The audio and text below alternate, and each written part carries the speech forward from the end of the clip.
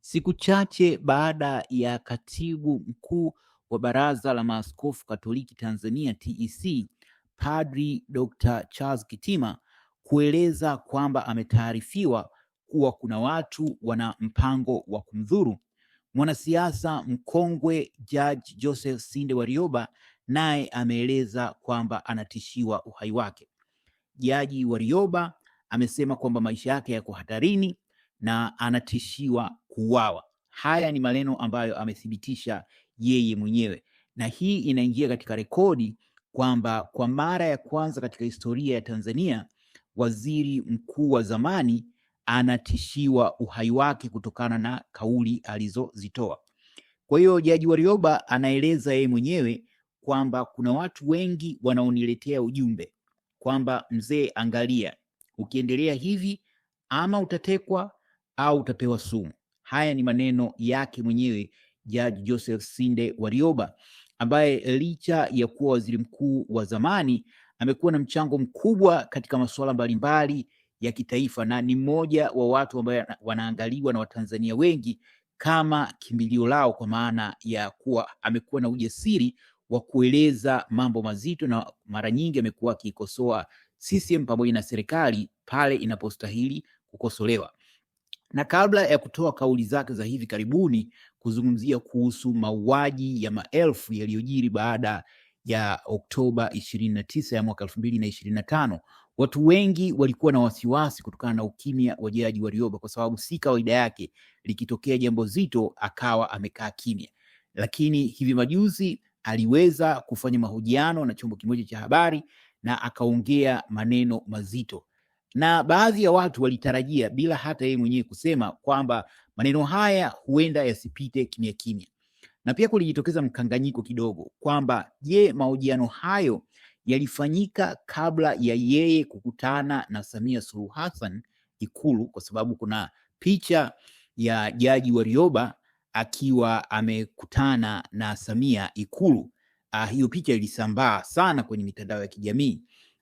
Lakini baada ya picha hiyo ndio kukapatikana nakala ya hayo mahojiano aliyofanya na jarida la Jamhuri la nchini Tanzania. Kwa hiyo sasa ukawa mkanganyiko, ni kwamba je, alianza mahojiano ndio akaenda kukutana na Samia Ikulu, au alienda kwanza Ikulu ndiko akafanya mahojiano? Lakini pia gazeti hilo la Jamhuri limetaarifiwa kwamba halipo tena hewani, kwa sababu kwa mujibu wa maelezo ya wamiliki wa gazeti hilo kwamba wanakabiliwa na madeni mengi, kwa hiyo halitoweza kuendelea na wajibu. Lakini kwa mujibu wa taarifa ni kwamba gazeti hilo limekumbana na changamoto hiyo kutokana na kuchapisha hayo mahojiano na Jaji Warioba.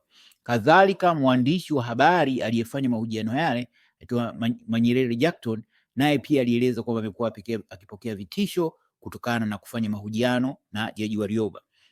Sasa Jaji Warioba anasema kwamba yeye hapati matatizo kutokana na hivyo vitisho, haogopi kwa sababu maisha yake yapo mikononi mwa Mwenyezi Mungu. Anasema siwezi kutishwa, siogopi, wala kutengwa hakunitishi, akimaanisha kwamba endapo kauli alizotoa zitapelekea yeye kutengwa, hilo pia halimpi tabu. Ameeleza pia kwamba kwa ajili ya umri wake na afya yake mara nyingi amekuwa yuko nyumbani na hana anachohofia. Amesema kwamba vitisho anavyovipata ni kutokana na msimamo wake wa kukosoa serikali na Chama cha Mapinduzi, ambapo yeye ni mwanachama wa Chama cha Mapinduzi. Lakini unafahamu historia inaonyesha bayana kwamba ni kosa kubwa sana kuikosoa serikali, lakini pia ni dhambi isiyovumilika kukikosoa Chama cha Mapinduzi. Mara nyingi watu wanaojitoa mhanga kufanya ukosoaji wameishia kuingia matatizoni. Hivi karibuni Askofu Josephat Gwajima ambaye ni kiongozi ndani ya chama hicho aliingia matatizoni baada ya kukosoa serikali kuhusiana na janga la utekaji. Jaji Warioba alieleza kwamba ana masikitiko makubwa katika haya mahojiano aliyofanya na gazeti la Jamhuri. Jaji Warioba alieleza kwamba ana masikitiko makubwa sana kutokana na yaliyojiri kuanzia Oktoba 29 ambapo kulifanyika maandamano makubwa, na siku hiyo Oktoba 29 ilikuwa ni siku ya uchaguzi, lakini ulitawaliwa zaidi na hayo maandamano. Na kama wengi wenu wanavyofahamu, Samia Suluhu Hassan alituma vyombo vya dola na kuwatoa uhai maelfu ya waandamanaji, lakini baadaye hata maandamano yalipokwisha bado wimbi la mauaji liliendelea. Na kwa mujibu wa taarifa ni kwamba idadi ya waliouawa inazidi watu 10,000, na hii idadi ya watu vifo vinavyozidi 10,000, yani watu zaidi ya 10,000 kuuawa ni kwa mujibu wa taarifa iliyowasilishwa katika mahakama ya kimataifa ya uhalifu ICC na jopo la wanasheria ambao wamefungua kesi, na kesi imefunguliwa rasmi dhidi ya Samia Suluhu Hassan. Lini kesi inaanza bado hakujapatikana uthibitisho, lakini inatarajiwa kesi hiyo kuanza hivi karibuni.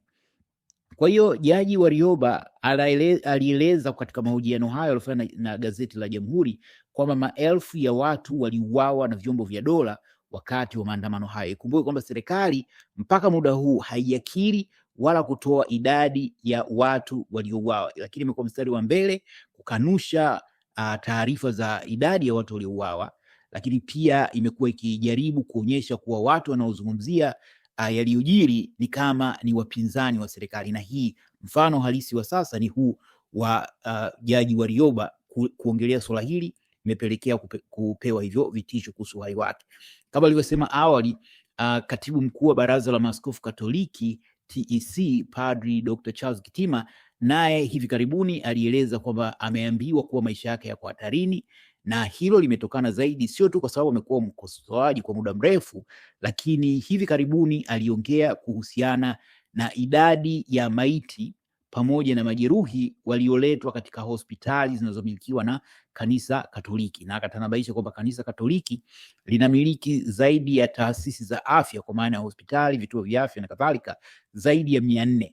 Kwa hiyo walikusanya taarifa mbalimbali kuhusiana na idadi ya majeruhi walioletwa katika hospitali, katika taasisi hizo za afya pamoja na maiti zilizoletwa, na akasema kwamba wakati katika baadhi ya hospitali baadhi ya watumishi wa vyombo vya dola walikuwa wakiwalazimisha watumishi katika taasisi hizo za afya kuwaingiza majeruhi katika vyumba vya maiti japo walikuwa wako hai, maana ya kwamba walitakiwa watu wakafie kwenye mochwari wakati wakiwa wako hai. Maneno haya hayakuipendeza serikali, na itakumbukwa kwamba Disemba 3 ya mwaka 2025 Samia Suluhu Hassan alikemea vikali Baraza la Maaskofu Katoliki Tanzania TEC, akidai kuwa kuna kama chuki ya kidini kwa sababu yeye ni Muislamu na vitu kama hivyo, lakini kosa pekee la TEC lilikuwa kuongelea kuhusu yaliyojiri kutoka tarehe 29 Oktoba ya mwaka 2025. Kadhalika, Jaji Warioba alieleza katika hayo mahojiano kwamba watu waliouawa kwa risasi wakati wa maandamano ni wengi kuliko waliokufa katika vita vya Kagera. Alisema kwamba waliokufa sio makumi, sio mamia, ni maelfu, ni wengi kuliko waliokufa kwenye vita vya Kagera. Alifafanua kuwa madhila anayopitia kuna wakati anapokea, akielezea sasa kuhusu hizi taarifa za vitisho dhidi yake, anasema kuna wakati anapokea ujumbe kupitia simu yake ya mkononi ambayo ujumbe huo unakuwa na vitisho, lakini anasema nimelelewa kusema ukweli, nitaendelea kusema ukweli. Anasema kwamba ahadi hiyo ndiyo ilikuwa ya chama cha kiasisi, yani kabla ya CCM kulikuwa na chama kinaitwa TANU, na TANU ilikuwa inasisitiza kuhusu kusema ukweli, na ahadi mojawapo ya CCM pia ni kusema ukweli, japo ukweli ni bidhaa adimu ndani ya chama hicho. Anasema kule TANU siku hizo tulikuwa tunazungumza, lakini mengi yalitoka kwenye katiba ya TANU, yani haya yaliyopo katika katiba ya CCM yametokana na hiyo ilikuwa kwenye TANU, na moja ya ahadi 8 zinasema kwamba nitasema kweli daima, fitna kwangu ni mwiko. Anaeleza Jaji Warioba kwamba huu ndio msingi hasa wa kanuni za maadili ndani ya Chama cha Mapinduzi. Na anaeleza kwamba wakati mwingine napoyasema haya anayosema, wanapoongea ukweli, inaonekana kuwa hatakiwi kufanya hivyo, yani kama ni kosa kueleza ukweli unaoigusa CCM au unakigusa Chama cha Mapinduzi. Sasa kwa kifupi, huu ni mwendelezo wa hii tabia ya kujaribu kuficha mambo ambayo yako hadharani. Nakumbukwa kwamba miongoni mwa wahanga wa kusema ukweli huu ni aliyekuwa balozi wa Tanzania nchini Cuba, Balozi Humphrey Polepole ambaye baada ya kujiuzuru alieleza ukweli kwa nini amejiuzuru, lakini akaikosoa serikali, akaikosoa Chama cha Mapinduzi, na nyote mnafahamu nini kilichojiri. Halafu sasa kinachosikitisha ni kwamba matukio haya ni rahisi kuyahusisha moja kwa moja na Samia Suluhu Hassan, kwa sababu kila anayemkosoa anaishia kukumbana na hayo yaliyojiri. Huyu Father Kitima, ikumbukwe kwamba mwishoni wa mwezi April mwaka 2025 alishambuliwa, alivamiwa vikali na almanusura mtoe uhai. Yeye anasema kwamba watu waliomvamia walilenga kumtoa uhai, lakini nafahamu kuwa kosa pekee la Father Kitima lilikuwa ni kukosoa masuala ya utekaji. Ikaja Askofu Josephat Gwajima, naye makanisa yake zaidi ya 2000 yalifungiwa na hivi majuzi tu ndio wameanza utumishi upya. Pia Balozi Polepole na sasa Jaji Joseph Warioba. Kwa hiyo ni wazi kwa Samia Suluhu Hassan hataki kukosolewa, na kila anayemkosoa anatishiwa uhai wake. Je, una maoni gani kuhusu haya? Karibu tuwe maoni yako hapo chini kwenye comment. Asanteni na